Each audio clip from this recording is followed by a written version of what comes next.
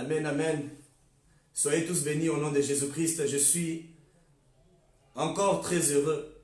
Je suis encore très heureux d'être en ces moments devant vous afin de pouvoir encore partager ces messages. Et je sais que ça va vous édifier, je sais que ça va encore plus vous fortifier. Ça va encore ajouter une connaissance à ce que vous avez. Car la connaissance, elle est très importante sur notre vie, bien-aimée. Sans la connaissance, tu seras perdu. La Bible dit, mon peuple périt par manque de connaissance. Oui, et lorsque tu n'as pas la connaissance, tu n'es pas agréable devant Dieu. Et Dieu va te rejeter, et rejeter aussi ta descendance juste à cause de l'ignorance. Ainsi, je crois de tout cœur que le message que je vais encore t'enseigner, que je vais encore te donner ce soir, l'Éternel va t'aider. L'Éternel va ouvrir encore quelque chose dans ton esprit. Parce que le blocage que nous avons, c'est en esprit, bien-aimé. Ainsi, tu vas recevoir quelque chose qui vient de Dieu pour toi, afin que tu puisses te conformer à cela. Et tout ceci t'aidera à aller encore de l'avant dans ta vie. Et tu vas bénéficier de la grâce de l'Éternel. Amen, amen. C'est que je sais que le monde entier, nous vivons nous tous une grâce universelle. Mais la grâce particulière, elle vient de Dieu, bien-aimé. La grâce universelle, elle vient de Dieu aussi, bien-aimé. Le monde entier bénéficie de la grâce universelle. Mais ça dépend de ce que toi tu fais et ce que moi je fais pour bénéficier de la grâce particulière. Ainsi, je vais continuer avec le même message sur la faveur. Comment attirer la faveur de Dieu sur notre vie, qui est toujours notre thème. Nous continuons toujours avec ces enseignements jusqu'à ce que nous allons terminer cela. Je voudrais que ceci puisse te bénir. Je voudrais que tu puisses aussi recevoir cette faveur qui était sur notre Seigneur Jésus-Christ, que la même faveur aussi puisse être sur ta vie, bien-aimée. Oui, reçois la faveur particulière sur ta vie au nom de Jésus-Christ. Reçois cette grâce. Reçois cette grâce, bien-aimée. Ainsi, je vais commencer par définir encore qu'est-ce qu'est la faveur de Dieu. La faveur de Dieu, par définition, c'est une disposition à accorder sa protection, son appui à quelqu'un, de préférence aux autres. Disposition ou attitude bienveillante envers une personne préférée. Bien-aimé, la Bible nous dit dans le livre des Actes des Apôtres que Dieu ne fait exception des personnes. En Dieu, il n'y a pas de favoritisme. En Dieu, il n'y a pas d'injustice. Mais ce que tu fais sur la terre, c'est ce que tu fais sur la terre qui va attirer l'attention de Dieu sur ta vie. Tout le monde vit par la faveur ou la grâce universelle de Dieu, mais la faveur particulière de Dieu est sur tous ceux qui se comportent d'une manière particulière devant Dieu aussi.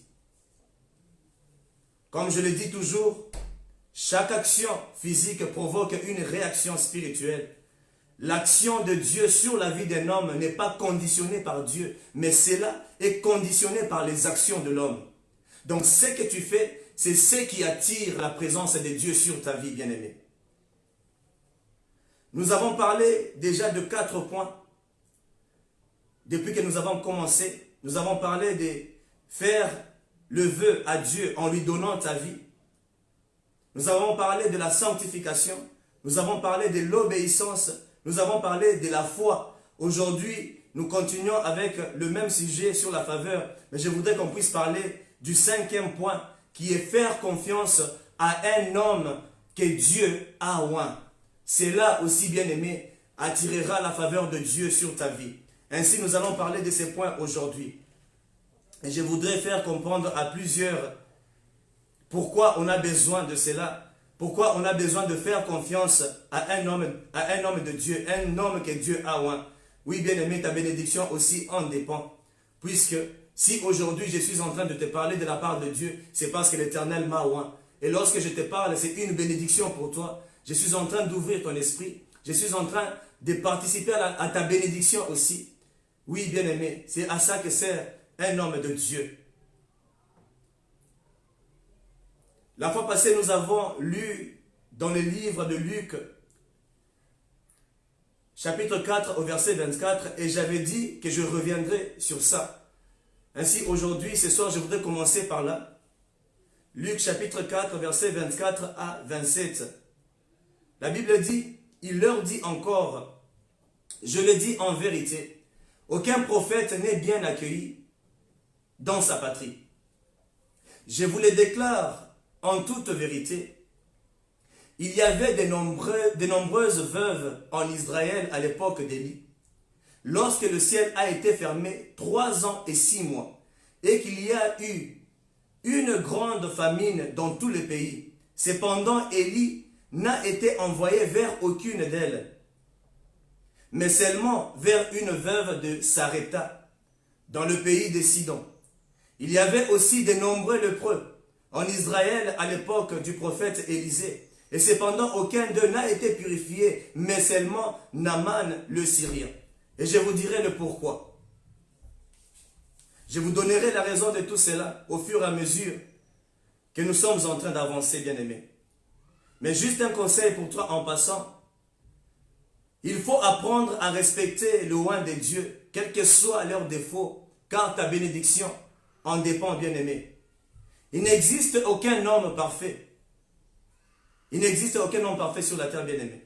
Nous avons tous des défauts, alors on doit apprendre à respecter les hommes de Dieu, quels que soient leurs défauts. On risque d'être frappé de malédiction par Dieu à cause des critiques et des insultes qu'on profère à l'égard des serviteurs de Dieu. Ainsi, je voudrais te parler, je voudrais te dire que tu dois apprendre à respecter les hommes de Dieu, quels que soient leurs défauts. La Bible dit que 7 fois ils vont tomber, 7 fois je les releverai. Ça, c'est l'affaire entre eux et Dieu.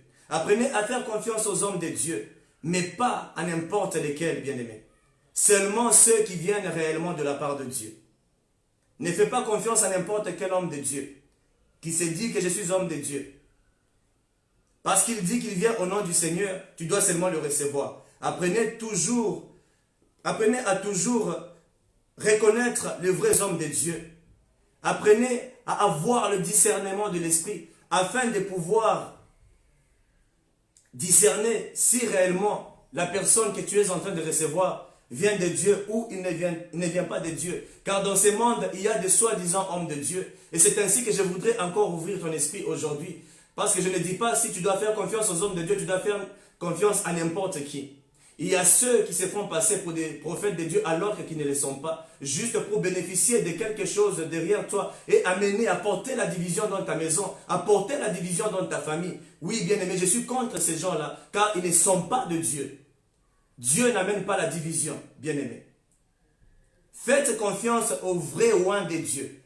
Et comment pourras-tu les reconnaître? Que nous dit la Bible à ces propos? C'est pour ça que je vais te parler de cela, bien-aimé. Parce que tu dois faire confiance aux hommes de Dieu. Mais ce n'est pas à n'importe qui que tu dois faire confiance. Ainsi, je voudrais d'abord te dire à comment reconnaître un homme qui n'est pas de Dieu. Parce que s'il n'est pas de Dieu, je t'assure, bien-aimé, c'est la mort qui va amener dans ta vie, c'est la mort qui va amener dans ta maison. Et ce n'est pas la bénédiction qui va ramener dans ta vie, bien-aimé. La Bible nous dit, dans le livre de Matthieu, chapitre 7, au verset 15 à 20, écoutez ce que la parole de Dieu nous dit. J'aime bien toujours évoluer avec la parole de Dieu, parce que c'est pour ça que nous sommes là. La Bible dit, méfiez-vous des prétendus prophètes. Ils viennent à vous en vêtements de brebis, mais au-dedans, ce sont des loups voraces. Vous le reconnaîtrez à leurs fruits. Cueille-t-on des raisins sur des ronces ou des figues sur des chardons? Tout bon arbre produit des bons fruits, mais le mauvais arbre produit des mauvais fruits. Un bon arbre ne peut pas porter de mauvais fruits, ni un mauvais arbre porter de bons fruits. Tout arbre qui ne produit pas de bons fruits est coupé et jeté au feu. C'est donc à leurs fruits que vous les reconnaîtrez. Ainsi, bien aimé, on reconnaît un bon arbre par le fruit qu'il porte. Même si vous voyez un homme qui fait des miracles, qui guérit les malades, qui chasse les démons, vous ne savez pas par quelle autorité il fait cela. Lorsque un homme est avancé dans le monde mystique, bien aimé, je m'excuse juste une seconde.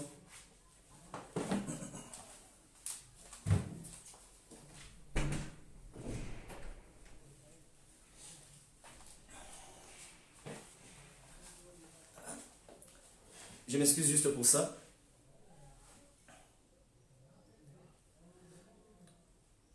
Alors, ce que j'étais en train de dire, c'est que un homme de Dieu n'est pas seulement celui qui fait plusieurs miracles. Un homme de Dieu n'est pas seulement celui qui guérit les malades. Oh non, en tout cas, comme nous avons l'habitude, on se dit toujours, ah, en tout cas, moto, il est vraiment chaud. Bien aimé, des fois, cette chaleur-là, ce n'est pas une chaleur qui vient de Dieu. Ce n'est pas une chaleur qui vient de Dieu, bien aimé. Ce n'est pas un feu qui vient de Dieu. Oui, même si vous voyez un homme en train de faire des miracles, en train de chasser les démons, en train de guérir les malades, vous ne savez pas c'est par quelle autorité que cet homme est en train de faire cela.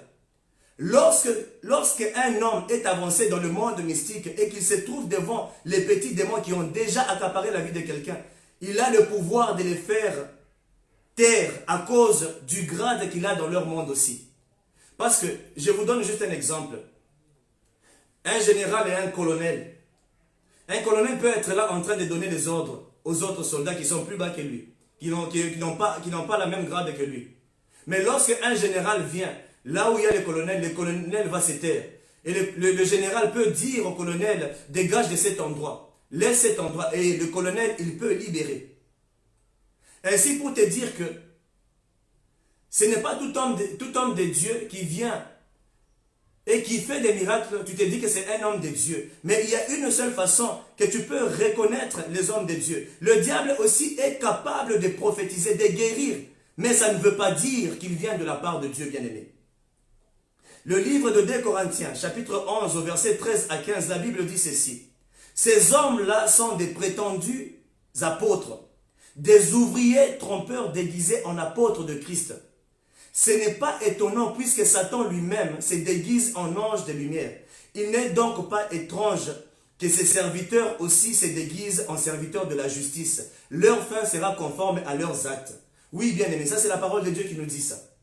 Il y a des faux apôtres qui se déguisent en apôtres de Jésus-Christ alors qu'ils ne sont pas. Ce sont des loups déguisés. Satan lui-même, il se déguise en ange de lumière. Nous tous, nous connaissons quelle est la nature du diable. Satan, oui bien aimé, Satan, avant qu'il ne soit chassé du ciel, c'était un ange de lumière. Ainsi, il garde toujours aussi de cette nature-là. Il peut se déguiser en ange de lumière. Ainsi, les serviteurs du diable aussi peuvent se déguiser en apôtres de lumière alors que ce sont des apôtres du monde des ténèbres. Il faudrait faire très attention, bien aimé. Satan peut aussi faire des miracles. Mais ça ne veut pas dire qu'il vient de la part du Seigneur. L'objectif, c'est de perdre les élus de Dieu. Apocalypse chapitre 13, versets 11 à 14, écoutez ce que la Bible nous dit. Ensuite, j'ai vu monter de la terre une autre bête. Elle avait 2 cornes semblables à celles d'un agneau. Mais elle parlait comme un dragon. Elle exerçait toute l'autorité de la première bête en sa présence. Et elle obligeait la terre et ses habitants à adorer la première bête, celle dont la blessure mortelle avait été guérie. Elle accomplissait des grands signes miraculeux jusqu'à faire descendre le feu du ciel sur la terre à la vue des hommes. Elle égarait les habitants de la terre par les signes qu'il était donné d'accomplir en présence de la bête. Elle leur disait de faire une image de la bête qui avait été blessée par l'épée et qui avait survécu. Oui, bien-aimé. Vous avez vous-même compris ce que ce texte dit. Le diable, c'est ce qu'il peut faire. Il peut aussi faire le miracle, mais c'est pour perdre les élus de Dieu. Ainsi, bien-aimé, vous reconnaîtrez le vrai serviteur de Dieu par le fruit du Saint-Esprit. Car l'homme ne donne que ce qu'il a reçu. Lorsque vous voyez un homme de Dieu qui vient vers vous, ne soyez pas pressés de lui ouvrir votre cœur et de lui montrer tout ce que vous êtes et lui avouer même certaines choses qui sont censées être secrets dans vos vies. Il ne faudrait pas être pressé de t'ouvrir devant un homme de Dieu. Attends quand même de voir la révélation venant de la part de Dieu, que si cet homme réellement, il parle de la part de Dieu. Parce que l'homme ne donne que ce qu'il a reçu. C'est lui qui est de Dieu, tu verras le fruit qu'il est en train de produire et tu sauras réellement que cet homme vient de la part de Dieu. Mais s'il n'est pas de Dieu, tu verras aussi le fruit qu'il est en train de porter. Parce que tu ne peux pas cacher ce qui est dans ton cœur bien-aimé. L'homme ne donne que ce qu'il a reçu. Même les apôtres du diable donneront ce qu'ils ont reçu de Satan. Mais les apôtres de Christ, eux aussi, ils vont donner ce qui vient de Dieu. Ce qui vient de Christ, le fruit du Saint-Esprit. Ainsi, si tu veux voir réellement les serviteurs de Dieu, regarde juste leur nature. Tu découvriras qui ils sont réellement. Ne regarde pas les malobasukali qui sortent de la bouche. Ne regarde pas parce qu'il est en train de prêcher la parole. Le diable, il sait. Le diable connaît très bien la parole de Dieu. Et il sait comment te tromper. Et c'est par la parole qu'il avait aussi trompé Ève au début. Il lui a dit que Dieu, il ne t'a pas dit que tu allais ouvrir tes yeux. Et puis quand tu regardes la part de choses que Satan avait dit à Ève, ce n'était pas faux, complètement faux. Il y avait aussi une part de vérité. Le diable prend toujours la vérité de Dieu et il la retourne contre nous, bien-aimés. Il connaît très bien la parole de Dieu. Et c'est ainsi qu'il est allé aussi tenter Jésus-Christ. Il a tenté Jésus. Mais Christ, comme il connaissait la parole, il n'a pas pu être tenté. Alors faites attention, même les faux serviteurs de Dieu, les faux prophètes, ils viennent toujours avec la parole de Dieu. Mais observez-les jusqu'à ce que vous puissiez voir réellement si ces gens-là viennent de Dieu. À moins que vous ayez entendu, vous avez un témoignage de la part de ce serviteur que c'est réellement un serviteur de Dieu. Puisque lorsqu'un témoignage est parlé par plusieurs personnes et vous voyez le fruit de cette personne, non, réellement cet homme-là, c'est un enfant de Dieu, cet homme-là, c'est un serviteur de Dieu. Ainsi, vous pouvez aussi suivre ces serviteurs-là. Il ne faut pas juste se jeter dans la gueule du loup. Oui, on doit faire confiance aux serviteurs de Dieu, mais pas n'importe lesquels. Je ne vous demande pas d'aller donner votre confiance à n'importe qui pour que par après vous puissiez dire « Non, c'est le pasteur Nicolas, il m'avait dit de ceci et de cela. » Alors aujourd'hui, je vous ouvre l'esprit. Ce n'est pas parce que quelqu'un prêche la parole. Amen, amen. Ainsi, il faut bien regarder à qui est-ce que vous faites confiance, bien-aimés.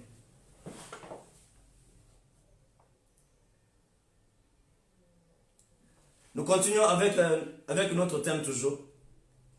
Nous allons lire le livre de 1 Roi, chapitre 17, au verset 8 à 16. Pour attirer la faveur de Dieu, tu dois aussi être obéissant à l'homme de Dieu que Dieu a placé dans ta vie. Parce que si tu n'es pas obéissant devant Dieu, je t'assure, bien-aimé, ça sera vraiment très compliqué pour toi. Et tu risques de manquer d'entrer dans ta destinée juste à cause de ta désobéissance. Je vais prendre rapidement le livre de 1 Roi chapitre 17 au verset 8 à 16. La Bible dit, « Alors la parole de l'Éternel lui fut adressée. Lève-toi, va à Sarepta. » Vous voyez, nous avons lu, il n'y a pas longtemps, nous avons lu le livre de Luc. Et maintenant, nous prenons la même histoire que Jésus-Christ était en train de raconter dans le livre de Luc. Maintenant, nous prenons ça dans le livre de Rois pour que vous puissiez bien comprendre l'histoire de la veuve de Sarepta. La Bible dit, alors la parole de l'Éternel lui fut adressée. Lève-toi, va à Sarepta, qui appartient au territoire des Sidons, et installe-toi là. J'y ai ordonné à une femme veuve de te nourrir. Il s'éleva et partit à Sarepta. En arrivant à l'entrée de la ville, il y vit une femme veuve en train de ramasser du bois. Il l'appela et dit, « Je t'en prie, va me chercher un peu d'eau dans une cruche afin que je boive. » Ça, c'est le prophète Élie qui est en train de parler. Et elle alla en chercher. Il l'appela de nouveau et dit, « Je t'en prie, apporte-moi un morceau de pain dans ta main. » Et elle répondit, « L'Éternel ton Dieu est vivant. Je n'ai rien de cuit. Je n'ai qu'une poignée de farine dans un pot et un peu d'huile dans une cruche. Je suis en train de ramasser 2 morceaux de bois, puis je rentrerai et je préparerai cela pour mon fils. Et pour moi, nous le mangerons. Après quoi, nous mourrons. » Élie lui dit, « N'aie pas peur, rentre et fais comme tu l'as dit. Seulement, prépare-moi d'abord avec cela un petit gâteau et apporte-le-moi. Ensuite, tu en feras pour ton fils et pour toi. En effet, voici ce que dit l'Éternel, le Dieu d'Israël. La farine qui est dans le pot ne manquera pas et l'huile qui est dans la cruche ne diminuera pas, jusqu'au jour où l'Éternel fera tomber de la pluie sur le pays. Elle partit et se conforma à la parole d'Élie.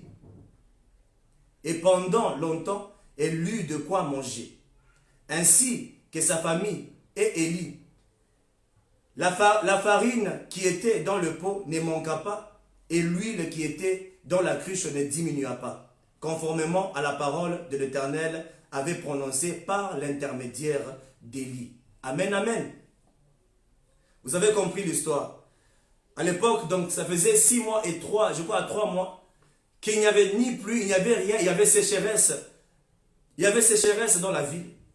Ainsi, il y avait la famine. Mais Dieu avait ordonné à son prophète, à son serviteur, d'aller voir cette femme veuve-là, parce qu'il voulait opérer un miracle.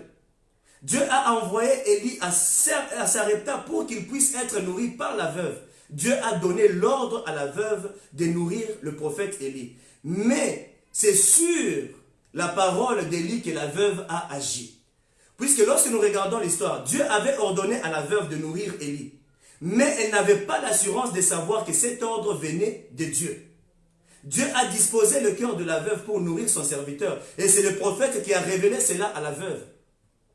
Deux fois, Dieu peut te parler à toi-même. Mais comme tu n'en as pas l'habitude, tu ne sais pas quand est-ce que Dieu te parle. Il va toujours parler au travers de ses serviteurs afin de pouvoir te confirmer ce qu'il voudrait te dire, bien-aimé.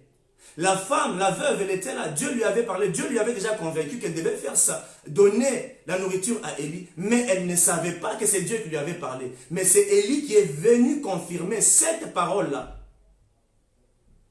Il est venu confirmer cette parole-là. Et la veuve a exécuté. Et la veuve ne mourra pas de faim. Elle a eu jusqu'à ce que tout était redevenu normal. Malgré qu'il y avait la sécheresse. Mais à cause de la parole qui était sortie de la bouche de l'homme de Dieu, cette femme-là a été sauvée. Parce qu'il fallait qu'elle puisse donner ce qu'elle avait aux serviteurs de Dieu pour recevoir ce qui venait de Dieu au travers la déclaration de son serviteur. Vous voyez, il fallait que d'abord elle puisse donner. Et ensuite, ce que son serviteur allait déclarer. Et c'est ce qui allait ramener quelque chose sur sa vie. Maintenant, imaginez à la place d'Élie, était entrée une personne à qui Dieu n'avait pas parlé. C'est la mort certaine, bien-aimés. C'est pour ça que je vous ai dit qu'il faudrait toujours discerner une personne qui vient réellement de la part de Dieu. Parce que si tu ne connais pas, si tu ne sais pas discerner que cette personne vient réellement de la part de Dieu, je t'assure que tu perdras ta vie. Et tu peux même en mourir. Et imaginez à la place d'Élie, c'était un serviteur du diable qui vient dire que non, donne-moi ça. Ils allaient tous crever. Mais dans tout le cas, la femme n'avait pas le choix. Parce qu'elle serait morte, même si elle avait refusé de donner à manger au prophète. Elle n'en avait pas assez pour survivre pendant longtemps. C'était leur dernier repas de toutes les manières. Elle a risqué. Alors pourquoi douter alors que je suis au point de mourir? Si Dieu n'agit pas, il n'y a pas de choix. Seul Dieu est capable de faire. Et souvent, ce qu'il fait, c'est par l'intermédiaire de ses prophètes et l'intermédiaire de ses serviteurs bien-aimés. Elle a eu confiance aux serviteurs de Dieu. Elle a respecté l'ordre qu'on lui a donné et elle a été sauvée. Du temps d'Élisée, c'était la même chose. Lorsque vous lisez la Bible dans les livres de 2 rois, presque la même chose s'est répétée avec la femme sunamite qui avait fait confiance au Dieu qu'Élisée adorait. Lorsque vous respectez l'onction d'un serviteur de Dieu bien-aimé, sachez que ce qu'il déclare sur votre vie s'accomplira. Dieu te parle souvent. C'est au travers de ses serviteurs. Apprenez seulement à discerner celui qui vient réellement de la part de Dieu. Et le signe que tu peux voir que ces serviteurs viennent de la part de Dieu, c'est juste le fruit du Saint-Esprit. Un homme sans le fruit du Saint-Esprit, bien aimé, il n'est pas de Dieu. Et ce sont les fruits du Saint-Esprit qui te permettra un jour d'hériter aussi le royaume de Dieu. Puisque le travail que nous sommes en train de faire, le travail que j'ai fait là maintenant, c'est de faire que Jésus-Christ puisse venir habiter totalement en toi, bien-aimé. Nous avons perdu l'identité, notre première identité dans le jardin d'Éden à cause du péché d'Adam et d'Ève. Mais Christ, il est venu remettre l'identité que nous avons perdue. Mais aujourd'hui, maintenant, nous portons l'identité de Jésus en nous. C'est pour ça que nous sommes devenus aussi enfants de Dieu. Alors il faut toujours regarder, est-ce que cette personne a réellement Jésus? Est-ce réellement au nom de Christ il est en train de venir? Est-ce un antichrist? Il y a ceux qui viennent avec la parole, mais ils ne sont pas de Jésus. Nous, le Dieu que nous adorons, c'est Jésus-Christ de Nazareth, bien-aimé. Ainsi, si tu ne vois pas le Jésus dans la vie de quelqu'un, tu ne peux pas suivre cette personne. Amen, amen. Tu ne peux pas suivre cette personne. Lorsque Dieu te met entre les mains d'un serviteur, c'est pour t'aider à entrer dans ta destinée. Tu dois apprendre à respecter les serviteurs de Dieu. Si tu ne respectes pas un serviteur de Dieu, ni son onction, il ne sera jamais une bénédiction pour toi, bien-aimé. Ne critique jamais un homme de Dieu. 1 Chronique, chapitre 16, au verset 22, la Bible dit, « Ne touchez pas à ceux que j'ai désignés par onction, et ne faites pas de mal à mes prophètes. » Sache que le diable fera toujours tout pour t'amener à ne pas respecter l'onction qui te conduira dans ta destinée. Il va brouiller ta capacité de te connecter à cela. Et tu penseras que tu réfléchis bien alors que c'est pour ta propre destruction. Le diable attaque toujours notre esprit et nous fait douter. Et lorsque tu doutes de quelque chose qui vient de Dieu, tu pèches contre lui. Et cela te rendra vraiment instable, bien-aimé. La Bible nous dit dans le livre de Romains, chapitre 14, versets 22 à 23, « Cette foi que tu as, garde-la pour toi devant Dieu. Heureux, c'est lui qui ne condamne pas lui-même par ce qu'il approuve. Mais c'est lui qui a de doutes au sujet de ce qu'il mange est condamné, parce qu'il n'agit pas par une conviction de foi. Tout ce qui ne provient pas d'une conviction de foi est péché. » Ça veut dire que lorsque tu fais toutes choses et il n'y a pas la conviction du cœur bien-aimé, la conviction de la foi, je t'assure que cela est un péché. Jacques chapitre 1 au verset 6, la Bible dit, « Mais qu'il la demande avec foi, sans douter, car c'est lui qui doute est semblable au flot de la mer, agité par le vent et poussé de côté et d'autres. » Si tu marches avec le doute et tu n'as pas confiance aux hommes de Dieu, qui te conduira si toi-même tu n'es pas connecté au Saint-Esprit? Bien-aimé, si tu ne veux pas te connecter à cette onction-là, comment veux-tu être conduit par Dieu? Si Dieu a choisi un homme pour te conduire, c'est que c'est lui-même qui l'a choisi. Tu ne peux pas combattre cette onction. Combat Dieu alors. Regarde toujours, bien-aimé. Regarde toujours à Dieu, regarde toujours aux hommes de Dieu, car ils vont te conduire et ils vont t'aider, bien-aimé. Amen, amen. Lorsque tu doutes de quelque chose ou de quelqu'un, mieux vaut ne pas faire cette chose, ni être à côté de cette personne, car ça te rapportera que des tourments inutiles. Si tu ne crois pas dans ce que Dieu a déjà mis dans ton pasteur, mieux vaut pour toi aller chercher ailleurs et trouver l'onction qui t'aidera et qui te bénira, qui te fera entrer dans ta destinée. Très souvent, tu te retrouves à l'église et Dieu donne une parole concernant ta destinée au travers de son serviteur. Mais comme tu doutes de lui, tu peux passer à côté, bien-aimé. Tu peux passer à côté. Parce que tu t'attends à voir Dieu descendre pour venir te dire ça. Tu passeras à côté de ta bénédiction. Tu pries beaucoup et tu cherches la réponse à quelque chose. Et des fois, cette réponse passe devant toi. Mais comme tu n'as aucun respect pour cette personne, et tu es orgueilleux pour recevoir un message de Dieu au travers de son serviteur, tu passes à côté de ta bénédiction, bien-aimée. Lorsque Paul avait croisé Jésus-Christ sur le chemin vers Damas, il a été rendu aveugle et Jésus n'avait pas appelé Pierre, ni Jean, ni les apôtres qui étaient connus. Mais il avait choisi Ananias pour aller remettre la vue, pour aller guérir Paul, pour que Paul puisse encore, pour que Paul puisse encore retrouver encore la vue, bien-aimée. Mais il avait choisi ces disciples-là. Ananias, prenons le livre de Actes des Apôtres, chapitre 9, au verset 17.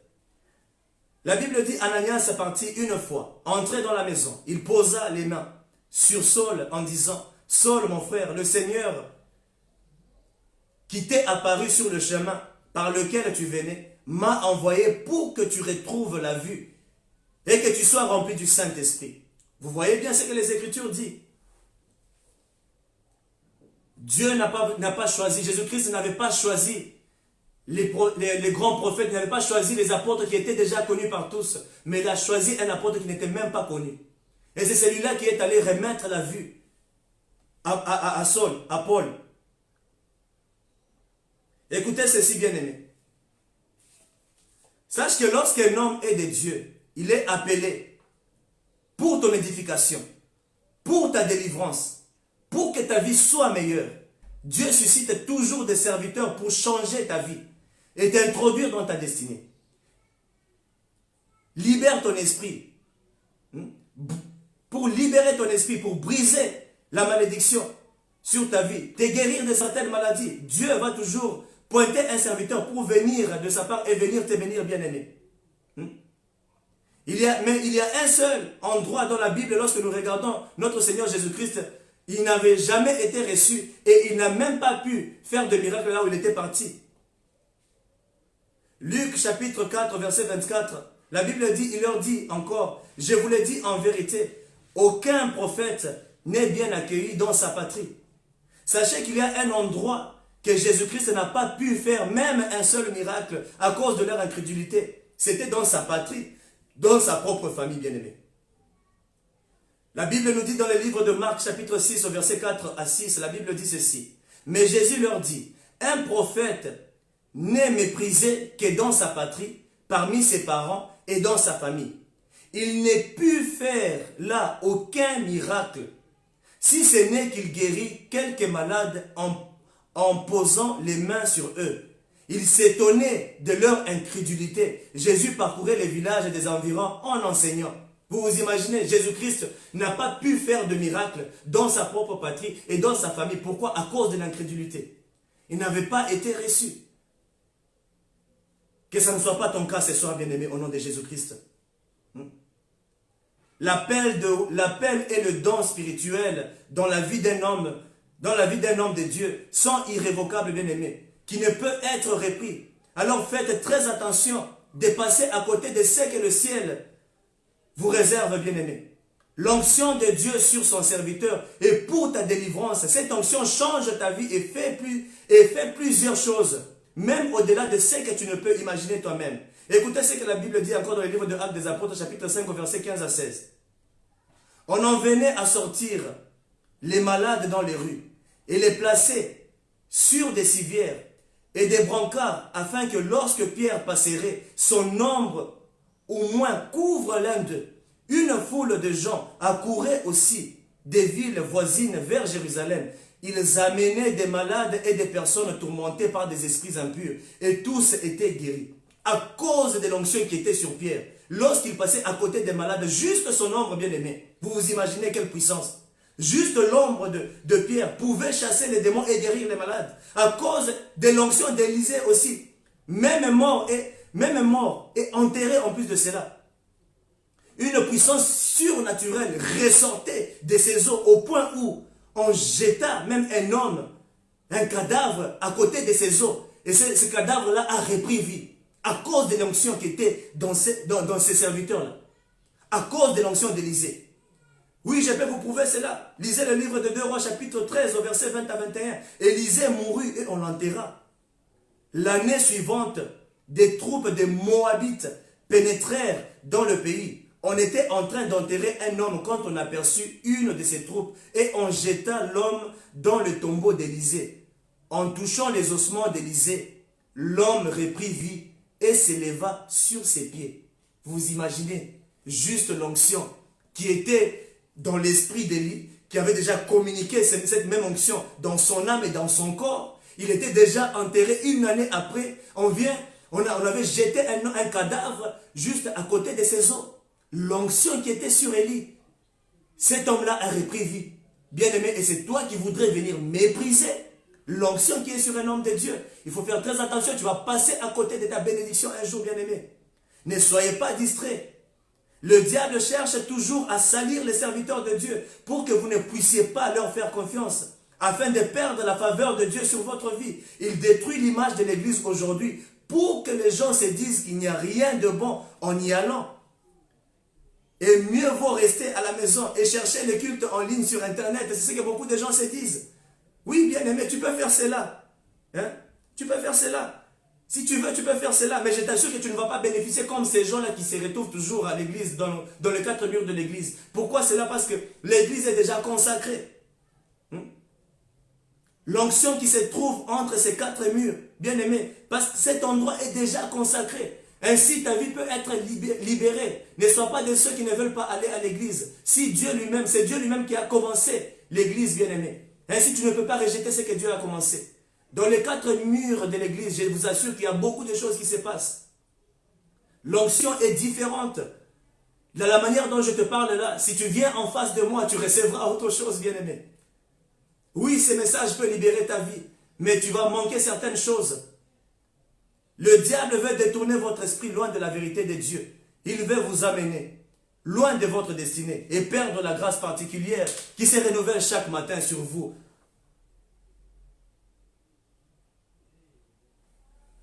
Ainsi, bien-aimé, tu dois respecter les hommes de Dieu. Je ne veux pas beaucoup encore commenter sur cela. Je suis très sûr que tu as compris. Ou moi, je t'ai donné les points qui sont essentiels. Tu dois d'abord discerner que cet homme vient réellement de Dieu. Et en tout cas, le point que je t'ai donné qui est très capital, c'est à toujours voir si cet homme a le fruit du Saint-Esprit. S'il n'y a pas le fruit de l'Esprit, ne suis pas cet homme. C'est un envoyé du diable. Suis celui qui est orienté réellement par le Saint-Esprit. Et regarde le fruit de l'Esprit dans cette personne. Amen, amen. Ainsi tu seras aussi béni par cette onction. Fais confiance aux hommes de Dieu. Et cela aidera aussi ta vie. Alors je vais passer encore au 6e point. Je vais y aller quand même rapidement. Là, nous allons prendre encore notre Bible. Prenons le livre de 2 Pierre, chapitre 1 à 3. La Bible dit ceci. Sa divine puissance nous a donné tout ce qui est nécessaire à la vie et à la piété, en nous faisant connaître celui qui nous a appelés par sa propre gloire et par sa force. Par ceci, on peut bien comprendre que Dieu nous a donné sa divine puissance, pas seulement pour le combat spirituel, mais aussi pour avoir le nécessaire de notre vie et à la vie spirituelle qui est la piété.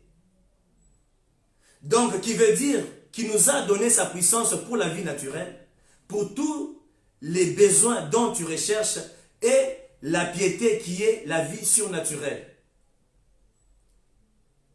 Tu vas lire ces versets et tu vas mieux comprendre ce que je viens de te dire, bien-aimé.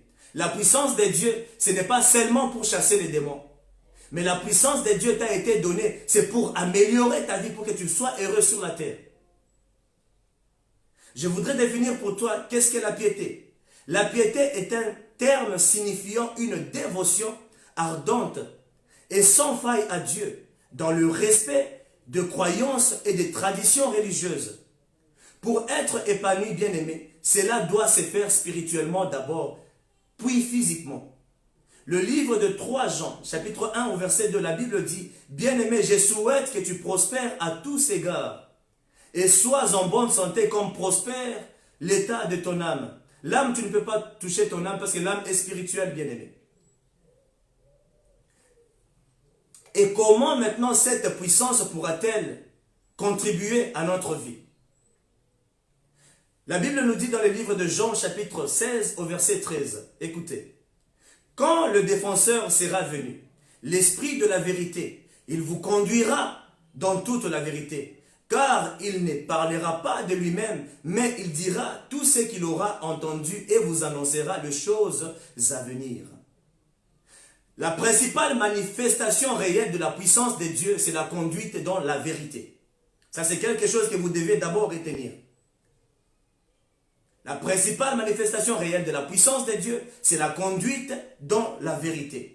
Ainsi, bien-aimé, je déclare que le Saint-Esprit vous conduise dans la vérité afin que vous ayez la connaissance du mystère de Dieu au nom de Jésus-Christ. Celui qui dira Amen 3 fois puisse recevoir cela. Que le Saint-Esprit puisse te conduire dans sa vérité. Parce que lorsque tu as l'Esprit de Dieu, tu as l'Esprit de vérité. Et cette vérité la confirmera à chaque fois qu'on t'annoncera la vérité. Tu sauras que cette vérité vient de Dieu. Amen, amen. À chaque fois que vous montez en connaissance cela aussi change votre standard de vie. La connaissance vous donne l'avantage sur ceux qui sont ignorants. Ça vous donne la supériorité. Ça vous élève et attire la faveur de Dieu pour vous. La connaissance vous fera distinguer dans ces mondes bien-aimés. La Bible dit dans le livre de Osée, chapitre 4, verset 6, « Mon peuple est détruit parce qu'il lui manque la connaissance. Puisque tu as rejeté la connaissance, je te rejetterai.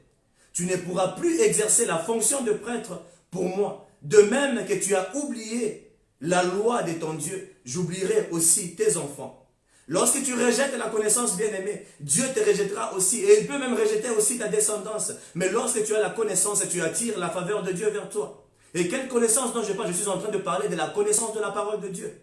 Ainsi, notre 6e point, c'est la connaissance. Et apprendre à être un intendant. C'est ça notre 6e point. La connaissance et apprendre à être un bon intendant. Amen, amen. Écoutez ce que dit la Bible dans le livre de Psaume, chapitre 24, au verset 1. C'est à l'Éternel qu'appartient la terre avec tout ce qu'elle contient, le monde avec tous ceux qui l'habitent, qui veut dire que tout ce que tu es et tout ce que tu as appartient à Dieu. Je sais que très souvent, nous les humains, nous voudrions toujours nous attacher aux choses que nous avons et nous pensons que ce que nous avons nous appartient. Non, bien-aimé, tout ce que tu es, tout ce que tu as appartient à Dieu. C'est la parole de Dieu, ce n'est pas moi qui le dis. Psaume 24, verset 1, c'est à l'Éternel qu'appartient la terre avec tout ce qu'elle contient, le monde avec tous ceux qui l'habitent. Amen, amen. Ainsi, tu dois d'abord savoir, premièrement, que tout ce que tu as et ce que toi-même tu es, tout appartient à Dieu. Amen. Nous prenons le livre de Matthieu, chapitre 25, à partir du verset 14 au verset 25. Je vais lire rapidement. « Ce sera en effet pareil au cas d'un homme qui, partant pour un voyage, appela ses serviteurs et leur remit ses biens. Il donna 5 sacs d'argent à l'un, 2 à l'autre, et au 3e à chacun selon sa capacité. Puis, il partit aussitôt. C'est lui qui avait reçu le 5 sacs d'argent s'en alla travailler avec eux et gagna 5 autres sacs d'argent. De même, c'est lui qui avait reçu les 2 sacs d'argent en gagna 2 autres. C'est lui qui n'en avait reçu qu'un alla creuser un trou dans la terre et cacha l'argent de son maître. Longtemps après, le maître de ses serviteurs revint et leur fit rendre des comptes. C'est lui qui avait reçu le 5 sacs d'argent, s'approcha, en apporta 5 autres et dit, « Seigneur, tu m'as remis 5 sacs d'argent. En voici 5 autres que j'ai gagnés. » Son maître lui dit, « C'est bien, bon et fidèle serviteur, tu as été fidèle. En peu de choses, je te confierai beaucoup. Viens partager la joie de ton maître. » C'est lui qui avait reçu les 2 sacs d'argent, s'approcha aussi et dit, « Seigneur, tu m'as remis 2 sacs d'argent, et voici 2 autres que j'ai gagnés. » Son maître lui dit, « C'est bien, bon et fidèle serviteur, tu as été fidèle en peu de choses, je te confierai beaucoup. Viens partager la joie de ton maître. » C'est lui qui n'avait reçu qu'un sac d'argent, s'approcha ensuite et dit, « Seigneur, je savais que tu es un homme dur. Tu moissonnes où tu n'as pas sémé, et tu récoltes où tu n'as pas planté. J'ai eu peur et je suis allé cacher ton sac d'argent dans la terre. Le voici, prends ce qui est à toi. » Oui, bien-aimé, tu vas lire toi-même la suite de l'histoire et tu comprendras encore beaucoup plus. Mais je voudrais juste commenter rapidement, puisque je suis déjà vers la fin. La Bible nous a dit ça, c'est la parabole de talent. Ce que vous devriez comprendre par tout ceci, Dieu donne à chacun de nous selon sa capacité. Il peut se faire que ce que tu as et tu décris correspond exactement à la capacité que Dieu t'a donnée. Ce que Dieu attend de toi, ce n'est pas que tu dévalorises ce dont il a placé en toi ou entre tes mains, mais que tu sois un bon intendant. de cela. N'oublie pas qu'à chaque fois que les gens ont méprisé ce que Dieu avait placé entre leurs mains, cela leur a été ravi et placé entre les mains d'un autre. Je vous ai parlé l'autre fois, je crois il y a déjà 2 dimanches, je vous ai parlé du message, l'homme que tu aurais pu devenir, mais juste à cause de mauvaises décisions, on a ravi la bénédiction qui devait venir vers toi. C'est parti vers d'autres personnes. Alors, ce que je voudrais te dire aujourd'hui, Dieu va se servir du potentiel qu'il a placé en toi pour te donner tout ce qui contribuera à ta vie. Il utilise toujours ce que tu as. Dieu a demandé à Moïse, qu'est-ce que tu as dans tes mains? Dieu utilise toujours ce que tu as afin de pouvoir te bénir. Mais si toi-même, tu ne te rends pas compte de la chose que Dieu, du potentiel que l'Éternel a déjà placé en toi, bien aimé, tu vas rester au même niveau de ta vie et rien ne changera. C'est avec la farine qu'avait la veuve de Sarepta, on vient de le lire, que Dieu a fait un miracle pour qu'elle ne manque de rien dans sa maison. Donc Dieu part toujours de quelque chose. Qu'est-ce qu'un intendant par définition? Un intendant, c'est un administrateur. Personne chargée d'administrer la maison d'un riche particulier, gestionnaire de biens, selon notre dictionnaire. Maintenant, comment gérer ce que tu as entre tes mains? La Bible nous dit dans le livre de 1 Corinthiens, chapitre 6 au verset 12. Tout m'est permis, mais tout n'est pas utile. Tout m'est permis, mais je ne me laisserai pas dominer par quoi que ce soit. Dans tout ce que vous avez entre vos mains bien-aimées, décidez d'en faire bon usage. Un bon intendant anticipe toujours les actions de son maître. Il sait que ce qu'il a ne lui appartient pas, mais il est juste un gestionnaire. Pourquoi j'ai dit tout est permis, mais tout n'était pas utile? Dieu t'a donné la vie et Dieu t'a donné la liberté de faire ce que tu veux. Mais il ne te demande pas de faire n'importe quoi. Ne prends pas ta vie pour aller te prostituer au lieu de mettre ta vie à l'œuvre de Dieu. Ne prends pas ta vie à devenir un escroc, ne prends pas ta vie à devenir un voleur, à être un malfaiteur ou à être un féticheur. Tu es juste un gestionnaire de la vie que Dieu t'a donnée. Ainsi, tu dois faire quelque chose de ta vie. Tu es un intendant de ta vie. C'est toi qui es en train de gérer ta vie. Donc tout ce que vous avez bien aimé, tout ce que Dieu a déjà placé dans vos mains, tu dois en faire bon usage. Un bon intendant anticipe toujours les actions de son maître bien-aimé. Il sait ce qu'il a n'est pas à lui, ne lui appartient pas, mais il est juste un gestionnaire. L'intendant doit toujours anticiper sur le fait qu'on lui demandera des comptes par son maître de la gestion de ce qu'il a reçu. Sache que tu rendras compte un jour à Dieu de ce que tu auras fait de la vie qu'il t'a donnée, car rien de ce que tu as ne t'appartient, bien-aimé. Rien de ce que tu as ne t'appartient. La vie que tu as ne t'appartient pas. Je te pose une question. Si notre Seigneur Jésus-Christ descendait maintenant, même aujourd'hui, et te posait la question de savoir ce que tu as fait de la vie qu'il t'a confiée, de comment tu as géré cela, sauras-tu lui donner une réponse satisfaisante, bien-aimé? Pourras-tu lui dire, Seigneur, j'ai été fidèle? Nous devrions apprendre à être fidèles, bien-aimés, à notre maître. Car c'est lui qui est fidèle provoque la joie de son maître. Et si tu peux rendre heureux ton maître, tu vas attirer sa faveur. Et Dieu te donnera plus de responsabilités, bien-aimé. Ce que tu fais de ta vie, ce que tu es en train de faire aujourd'hui, je t'assure, bien-aimé, c'est ce qui est en train de plus attirer la faveur de Dieu sur toi. Il regarde avec le peu de choses qu'il t'a donné. Qu'est-ce que tu es en train de faire de ce qu'il t'a donné? Et s'il voit que tu ne fais rien, il va même te ravir ce que tu n'as pas. Maintenant, si tu n'as rien et qu'il te ravisse ce que tu n'as pas, qu'est-ce que tu n'as pas? Bien-aimé, c'est ta vie qu'il va prendre et va regarder que tu es inutile sur la terre. Rends-toi utile à Dieu. La vie qu'il t'a donnée, tu es juste gestionnaire de cela.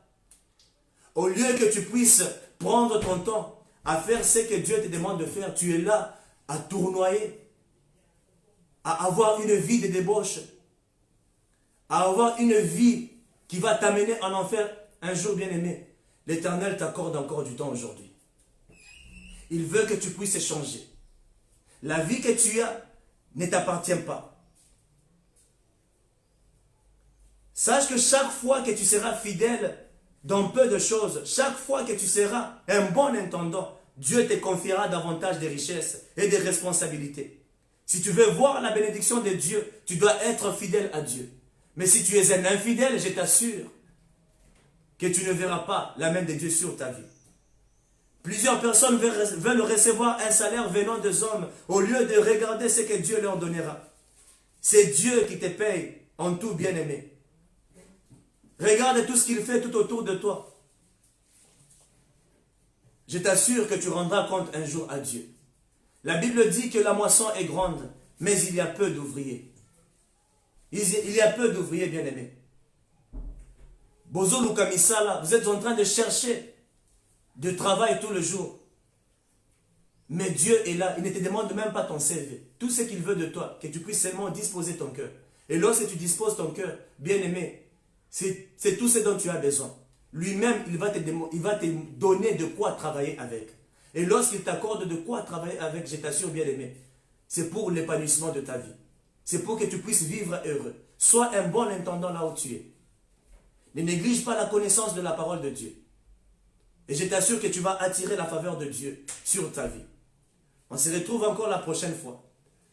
Le prochain jeudi, je vais encore ajouter d'autres points qui vont encore plus ouvrir votre esprit. Que Dieu vous bénisse. Alors je voudrais que là où vous êtes, que vous puissiez dire ceci. Seigneur, à partir d'aujourd'hui, je voudrais d'abord respecter les hommes de Dieu. Parce que je vous assure que c'est un esprit que le diable met dans les hommes pour vous tourmenter, afin que vous ne puissiez pas avoir confiance aux hommes de Dieu. Parce que si tu n'as pas confiance aux hommes de Dieu, d'où est-ce qu'il vous parlera? Dieu ne peut jamais descendre de lui-même. Nul ne peut voir l'Éternel et rester en vie. Tu ne peux jamais voir la face de Dieu, bien-aimé.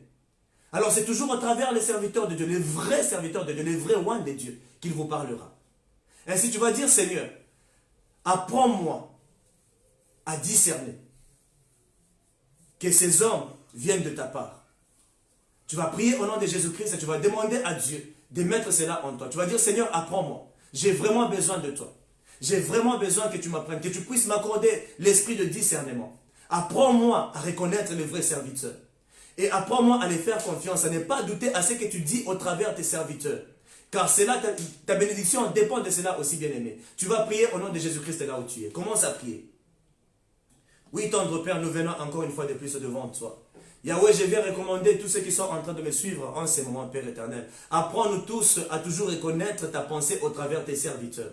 Nous avons besoin, Père éternel, de connaître cela. Apprends-nous à discerner les vrais serviteurs qui viennent de ta part. Oui, Seigneur, parce que nous ne voudrions pas être trompés par la malice du diable, la malignité du diable, Père éternel. Le diable est très malin, Seigneur Dieu Tout-Puissant. Alors nous ne voudrions pas tomber dans ces pièges. Ainsi, aide un chacun de nous, Père éternel. Aide-nous tous, ô Yahweh, que nous ne puissions pas tomber dans les pièges du diable. Dans le nom puissant de Jésus-Christ. Accorde à toute personne qui est en train de me suivre en ce moment l'esprit de discernement, afin de pouvoir connaître qui vient réellement de toi. Au nom puissant de Jésus-Christ. Oui, bien-aimé, le deuxième point que tu vas prier, tu vas demander à Dieu de t'accorder sa connaissance.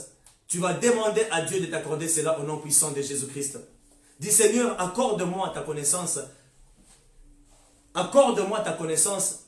Apprends-moi à être un bon intendant, un bon gestionnaire de ma vie, un bon gestionnaire de tout ce que tu me donnes. Lorsque tu me donnes quelque chose, que je puisse aussi produire des fruits, des choses que tu es en train de me donner. Oui, tu vas prier au nom de Jésus-Christ.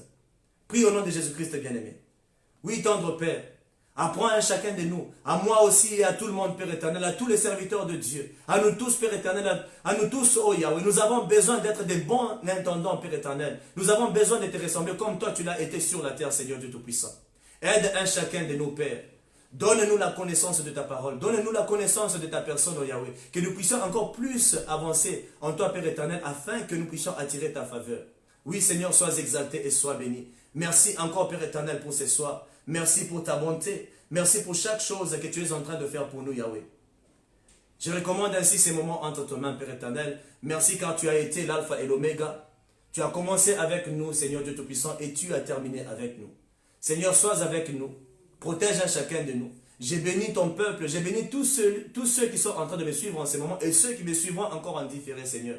Que ces messages, Père éternel, puissent transformer leur vie pour la gloire de ton royaume au nom puissant de Jésus-Christ. Seigneur, nous te rendons grâce.